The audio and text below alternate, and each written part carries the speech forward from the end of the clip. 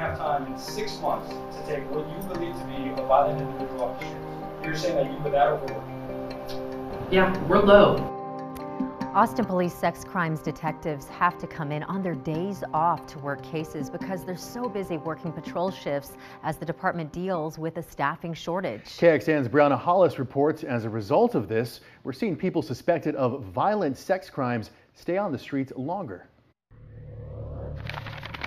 What I'm telling you is that I do have a caseload and I have a lot of other cases that come across my desk. Austin sex crimes detective Andrea Middle testified in court last month, the culmination of one man's alleged criminal history stretching over a year. She says it's due in part to an APD staffing shortage, creating case delays. I understand that might be hard to believe, but we are very low as far as what we have, and I'd like to make sure that my investigation is where it needs to be before I proceed with that.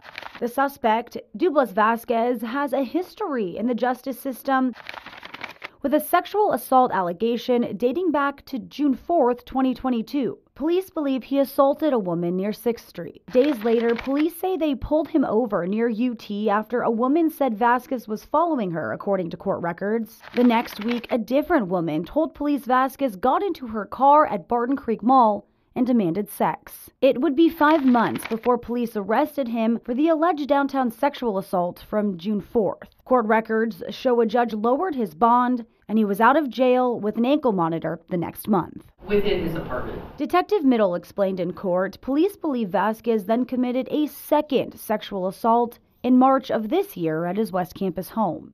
It took 6 months for Middle to issue an arrest warrant in that case. So you're asking me to say that I put it off for this long? But the reality is I have not had time. They do get assigned more cases in their queue than they're capable of handling at any one time, just because of the staffing issues that we do have. Last year, 20 sex crimes detectives worked an average of 165 cases each. The average closure rate was 31 days. Detectives now have to balance their casework with 60 hours of patrol shifts per quarter because of APD's staffing shortage. Oftentimes they're in on their time off. They're in on a Saturday or they're in on a Sunday. Of course, work coming in on your days off is voluntary, but a lot of our folks do. But whether or not it's sustainable over time. What is the solution to address that? Because the staffing situation isn't going to get fixed anytime soon. Absolutely. We're trying to think outside the box at the Austin Police Department. We have hired temporary civilian employees, retirees, that have helped us and supplemented us in different parts of our processes and our operations. How do you prioritize cases when you're strapped with staff? Priority would, of course, go for public safety. Is there a public risk? Is it a stranger case that's gaining attention? Is it going to cause a panic?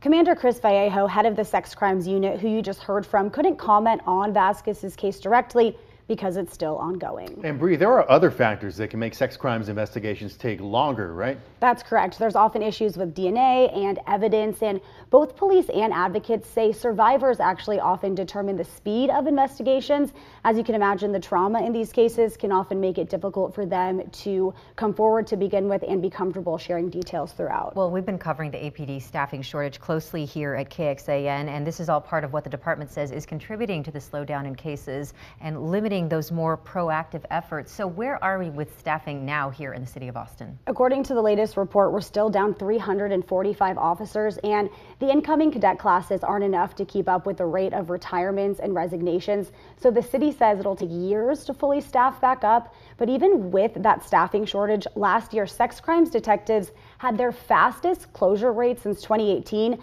Yearly closure rates averaged around 31 days in 2022. 2020 was the outlier. All right, well, Brianna, thank you very much for all of that. And last month, the City Council approved additional funding for APD's sex crimes unit.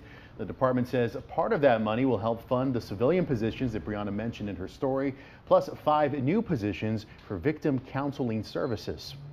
And unfortunately, it always feels like the need's going to outpace resources. Anybody that is a victim of crime, that time where they're waiting for justice is one of the most difficult periods of life.